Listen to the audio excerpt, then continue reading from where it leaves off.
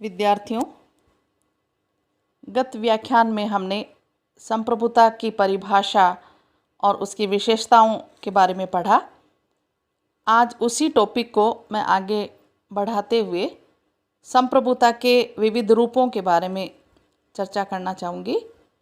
संप्रभुता शब्द को कई अर्थों में प्रयुक्त किया जाता है और इसका विभाजन किया जाए या नहीं किया जाए या इसके स्वरूप में किस तरह से परिवर्तन हो, इसके बारे में कई प्रकार के रूप हमें देखने को मिलते हैं।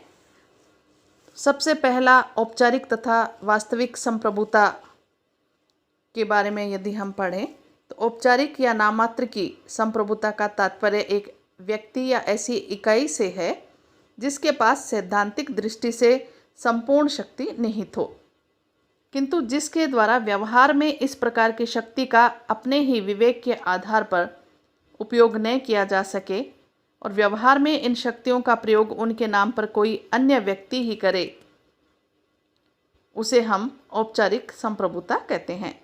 इंग्लैंड का सम्राट इस प्रकार के औपचारिक संप्रभु का आदर्श उदाहरण है। तो सैद्धांतिक दृष्टि से इंग्लैंड में सम्राट ही संप्रभु है, किंतु वास्तविक संप्रभु पार्लियामेंट और मंत्रिमंडल है जो व्यवहार में सम्राट की संप्रभुता का उपयोग करता है। इसी प्रकार भारत में भी राष्ट्रपति को औपचारिक संप्रभु कहा जाता है और संसद एवं मंत्रिमंडल को वास्तविक संप्रभु कहा जा सकता है। औपचारिक तथा वास्तविक संप्रभुता का यही भेद संसदीय व्यवस्था में भी देखा जाता है और भारत में और ब्रिटेन में, जैसा कि आप लोगों को पता है, संसदीय शासन व्यवस्था है जिसमें दो संप्रभु होते हैं, एक तो औपचारिक नाम मात्र का और दूसरा वास्तविक। दूसरा यदि प्रकार हम देखें, दूसरा रूप देखें संप्रभुता का, तो वो है वैधानिक तथा राजनीतिक संप्रभुता। एक राज्य के अंतर्गत कानूनों का निर्माण करने और उनका पालन कराने की सर्वोच्च शक्ति जिसके पास होती है उसे वैधानिक संप्रभु कहा जाता है। यह वह संप्रभु है जिसे न्यायालय स्वीकार करता है। तो वैधानिक दृष्टि से इस सर्वोच्च शक्ति पर किसी प्रकार का प्रतिबंध नहीं होता और यह धार्मिक निर्देशों, नैतिक सिद्धांतों और जनमत के आदेशों का उल्लंघन कर सकती है। तो गार्नर ने सही कहा कि वैध प्रभुत्व वह निश्चित सत्ता है जो राज्य के सर्वोच्च आदेशों को वैध रूप से पूरा कर सके, वह सत्ता जो दैवी कानून, नैतिक सिद्धांतों तथा जनमत की उपेक्षा कर सके। इसी प्रकार हम कह सकते हैं जो डाइसी ने बताया कि वैध संप्रभुता कानून बनाने वाली वह शक्ति है जो अन्य किसी भी कानून या विधि से मर्यादित नहीं होती। इंग्लैंड में संसद सहित सम्राट को इसी प्रकार का वैधानिक संप्रभु कहा जा सकता है। डाइसी इंग्लैंड के इस वैधानिक संप्रभु के संबंध में लिखते हैं कि संसद कानून की दृष्टि से इतनी सर्वशक्ति संपन्न है कि एक बच्चे को पूरी उम्र का, मृत्यु के बाद किसी व्यक्ति को राजद्रोही या अवैध संतान को वैध भी घोषित कर सकती है अथवा उचित समझे तो किसी व्यक्ति को स्वयं से संबंधित मामले में भी न्यायाधीश बना सकती है। तो इस तरह कानूनी संप्रभुता की कई विशेषताएं बताई गई हैं जो इस प्रकार से देखी जा सकती है। यह निश्चित होती है और न्यायालय इसे स्वीकार करता है। यह संप्रभुता किसी एक व्यक्ति या व्यक्ति समूह में निहित हो सकती है, यानी इसमें एक व्यक्ति के हाथ में या व्यक्ति समूह के हाथ में संपूर्ण कानूनी संप्रभुता निहित हो सकती है। वह निश्चित रूप से संगठित होती है, स्पष्ट और विधि द्वारा मान्य होती है। वैधानिक दृष्टि से यानी कानूनी दृष्टि से राज्य की इच्छा की घोषणा केवल यही कर सकती है, यानी वही सर्वोच्च होती है। व्यक्तियों को सभी अधिकार कानूनी संप्रभुता से ही प्राप्त होते हैं, अतः स्वाभाविक रूप से व्यक्ति को इस संप्रभुता के विरुद्ध कोई अधिकार प्राप्त नहीं हो सकते और यह असीमित और सर्वोच्च होती है। तो कानूनी संप्रभुता की कई विशेषताएं हैं, कई लक्षण इसके देखे जा सकते हैं।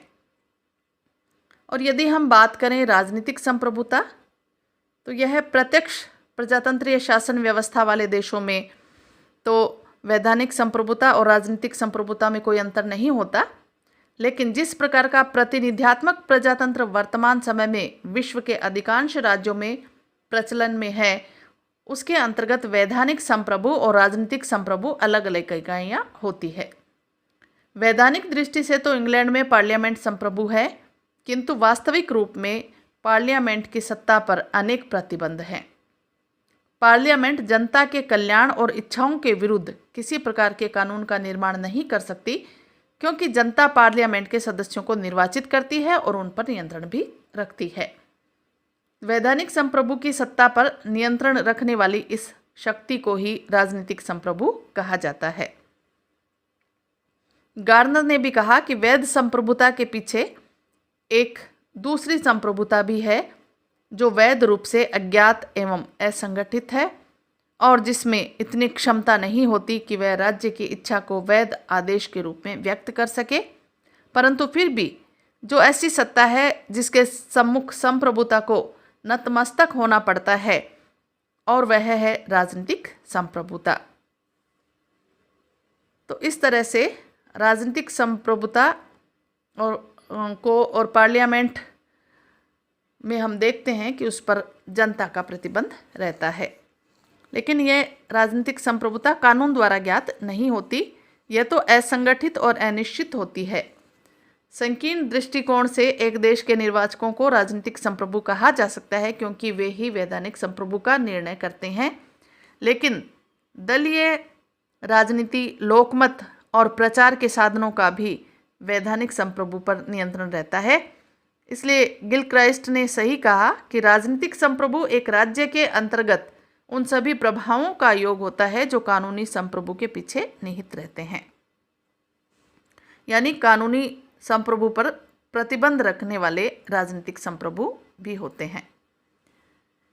तो वैधानिक और राजनीतिक संप्रभुता के बीच अगर संबंध की चर्चा करें तो प्रत्यक्ष लोकतंत्रीय शासन में वैध और राजनीतिक प्रभुता को कोई खास अंतर से नहीं देखा जा सकता, जैसा कि मैंने पहले भी बताया, और वे क्रियात्मक रूप में मिल जाती है, क्योंकि विधि निर्माण में जनता का प्रत्यक्ष हाथ होता है, किंतु अप्रत्यक्ष लोकतंत्र में जनता के प्रतिनिधि विधि निर्माता होते हैं। ऐसी स्थिति में जनप्रतिनिधियों से निर्मित व्यवस्थापिका वैधानिक संप्रभु और उस वैधानिक संप्रभु पर नियंत्रण रखने वाले निर्वाचक राजनीतिक संप्रभु कहलाते हैं।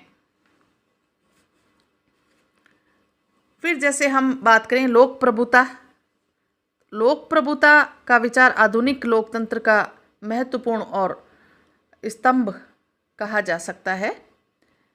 इस धारणा के अनुसार अंतिम प्रभुसत्ता जनता में निहित होती है। लोक प्रभुता के विचार को मध्य युग में मार्सिलियो ऑफ पेडवा और विलियम ऑफ ऑकम आदि विचारकों के द्वारा जन्म दिया गया, परंतु इस धारणा का प्रमुख प्रतिपादक रूसो है, जिसने सामान्य इच्छा को ही लोक प्रभुता माना है। रूसो का जब विद्यार्थियों हमने सामाजिक समझौते सिद्धांत की चर्चा की थी, उसी में रूसो के द्वारा समझौते के परिणाम स्वरूप जिस सामान्य इच्छा यानी राजसत्ता की स्थापना हुई थी, उसी को संप्रभु माना गया। और सामान्य इच्छा से रूसो का तात्पर्य है सबकी इच्छा के उस भाग से था जिसमें सामान्य हित निहित हो। यानी सामान्य इच्छा किसे कहेंगे? सामान्य इच्छा का अर्थ होता है सबके कल्याण की बात जिसमें निहित होती है, वही सामान्य इच्छा होती है। 19वीं सदी में जनतंत्र के विकास के साथ साथ लोक प्रभुता के सिद्धांत को भी लोकप्रियता मिली, और आजकल तो निर्विवाद रूप से यह स्वीकार कर लिया गया है कि राजनीतिक सत्ता का अंतिम संरक्षण जनता जनार्दन के हाथों में ही होता है। और ब्राइस ने भी कहा कि आधुनिक युग में लोक प्रभुता लोकतंत्र का आधार और पर्याय बन चुकी है। परंतु लोक प्रभुता के सिद्धांत के प्रतिपादक स्पष्ट रूप से यह नहीं बताते कि जनता शब्द से उनका तात्पर्य क्या है। एक अर्थ में नवजात शिशु से लेकर मृतप्राय व्यक्ति तक, निम्नतम अपराधी से लेकर आदर्शतम नागरिक तक सभी इस शब्द के अंतर्गत आ जाते हैं। तो दूसरे अर्थ में इस शब्द में केवल उन्हीं व्यक्तियों का बोध होता है जिनमें राजनीतिक चेतना हो, जो उत्तरदायित्वपूर्ण हो, जिन्हें मताधिकार प्राप्त हो और जो जनसंख्या की बहुमत का निर्माण करते हो। तो पहले जो अर्थ मैंने बताया आपको कि नवजात शिशु से लेकर व्यक्ति कौन कौन इसमें शामिल होते हैं, तो उस अर्थ वाली जनता को प्रभु मानना तो कोरी मूर्खता ही होगी, क्योंकि इस प्रकार लोक प्रभु सत्ता से केवल मताधिकार प्राप्त जनसंख्या के बहुमत का ही बोध हो सकता है। और इस अर्थ में राजनीतिक संप्रभुता तथा लोक प्रभुता में कोई अंतर नहीं रह जाता। इसलिए गार्नर की यह परिभाषा बहुत महत्वपूर्ण है यहाँ पर, जिन्होंने ये कहा कि लोकप्रिय संप्रभुता का अर्थ निर्वाचक समूह की जनसंख्या की शक्ति से अधिक कुछ नहीं होता, और यह उन्हीं देशों में संभव है जिनमें व्यापक मताधिकार की प्रणाली प्रचलित करने के लिए वैध रूप से स्थापित मांगों द्वारा उनकी इच्छा को व्यक्त और प्रसारित करने के लिए क्रियान्वित होती है। तो इसके कुछ गुणों पर हम ध्यान देंगे, जिससे इसका अर्थ और भी स्पष्ट हो जाएगा कि शासन का अस्तित्व जनहित के लिए होता है। हम यहाँ लोक प्रभुता की बात कर रहे हैं बच्चों, तो इसमें कुछ बातें जान लेना जरूरी है।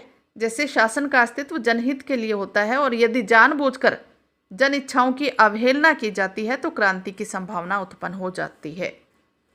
और जनमत की अभिव्यक्ति के लिए सरल वैधानिक साधनों की व्यवस्था होनी चाहिए। निश्चित अवधि के बाद चुनाव, स्थानीय स्वायत्त शासन, लोक निर्णय, आरंभक और प्रत्याहान द्वारा सरकार जनता के प्रति प्रत्यक्ष रूप से उत्तरदायी होनी चाहिए। शासन के द्वारा अपनी शक्तियों का प्रयोग संविधान द्वारा निर्धारित सीमाओं के अंतर्गत ही किया जाना चाहिए, स्वेच्छाचारिता से नहीं। तो लोक प्रभुता की बात जब हम करते हैं तो प्रभु सत्ता जनता में निवास करती है, और जनता का प्रतिबंध भी या नियंत्रण की शक्ति भी जनता के हाथ में होती है। एक हम बात कर सकते हैं जैसे विदित और यथार्थ संप्रभुता, इसमें भी अंतर है। एक देश के संविधान द्वारा जिस व्यक्ति या समुदाय को शासन करने का अधिकार प्रदान किया जाता है उसे विदित संप्रभु कहते हैं। यानी संविधान के द्वारा या कानून के द्वारा किसी व्यक्ति और समुदाय को जब शासन करने का अधिकार देते हैं तो वो विदित संप्रभु कहलाते हैं। और एक देश के अंतर्गत व्यवहार में अथवा वास्तव में जिस व्यक्ति या समुदाय द्वारा शासन किया जाता है, दूसरे शब्दों में हम इसे इस तरह से समझ सकते हैं कि जनता से जो व्यक्ति समुदाय वास्तव में अपनी आज्ञाओं का पालन कराता है उसे यथार्थ संप्रभु कहते हैं। तो यथार्थ संप्रभु वह है जिसकी आज्ञाओं व आदेशों का वास्तव में पालन होता है, चाहे उसकी प्रभुता के आधार कानूनी हो या ना हो। तो सामान्यतः विदित और यथार्थ संप्रभु अलग अलग नहीं होते, क्योंकि कानून द्वारा जिस इकाई को शासन करने का अधिकार प्रदान किया जाता है व्यवहार में भी उसी के द्वारा शासन किया जाता है। लेकिन कई बार कुछ विशेष परिस्थितियों में विदित और यथार्थ संप्रभु में हम अलग अलग अर्थों में इन्हें देख सकते हैं।